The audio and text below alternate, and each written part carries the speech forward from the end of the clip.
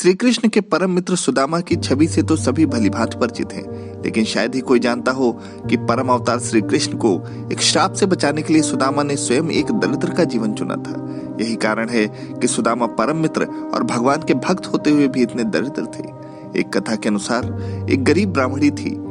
वह पूरी तरह से भिक्षा मांगकर ही रहती थी, लेकिन दुर्भाग्य से एक समय ऐसा भी आया जब उसे 5 दिनों तक भिक्षा नहीं मिली। 5वें दिन वह भगवान को याद करके सोती थी। 6ठे दिन उसे केवल 2 मुट्ठी चने मिले। चना पाकर वह बहुत खुश हुई, लेकिन जब वह झोपड़ी में पहुंची तो रात हो चुकी थी। उस ब्राह्मणी ने सोचा कि मैं इन चनों को रात में नहीं खाऊंगी, सुबह कन्हैया को भोग लगाकर ही मैं इन्हें स्वीकार करूंगी। ऐसा सोचकर ब्राह्मणी ने चने को एक कपड़े में बांध दिया। वह कन्हैया का नाम याद कर गहरी नींद में सो गई। लेकिन वो कहते हैं ना कि दाने दाने पर लिखा होता है खाने वाले का नाम।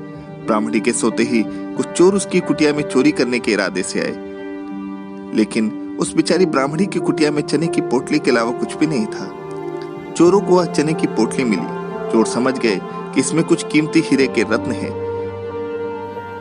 तभी ब्राह्मणी जाग गई और शोर मचाने लगी। ब्राह्मणी का शोर सुनकर गांव के लोग चोरों को पकड़ने के लिए दौड़े। चोर पोटली लेकर भाग गए।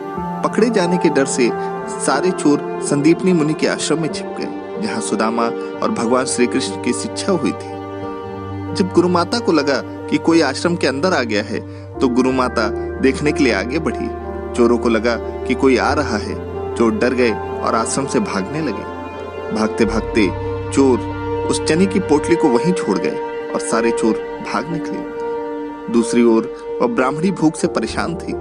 जब ब्राह्मणी को पता चला कि चोरों ने उसके चने को चोरी कर लिया है, तो उसने बड़े दुखी मन से श्राप दिया कि जो भी वह चने खाएगा वह दरिद्र हो जाएगा। वही जब सुबह गुरु माता आश्रम में झाड़ू लगा रही थी, तो उन्हें सफाई करते समय वह चने की पोटली मिली। गुरु माता ने पोटली खोलकर देखा तो उसमें चने थे। सुदामा जी और कृष्ण रोज की तरह जंगल से लकड़ी लाने जा रहे थे। तभी गुरु माता ने उन्हें वह चने की पोटली दी और कहा कि भूख लगने पर इसे खा लेना। जैसे ही सुदामा जी ने चने की पोटली हाथ में ली, उन्हें सारा रहस्य समझ में आ गया। सुदामा ने सोचा कि अगर श्री कृष्ण ने इन चनों को खा लिया तो पूरी सृष्टि गरीब हो जाएगी। यही सोचकर उन्होंने सारे चने स्वयं ही खा लिए और गरीब ब्राह्मणी का श्राप अपने ऊपर ले लिया। लेकिन उन्होंने अपने परम मित्र श्री कृष्ण को चने का एक भी दाना नहीं दिया। मित्र को श्राप से बचाने के लिए सुदामा ने खुद पूरा जीवन गरीबी में बिताया।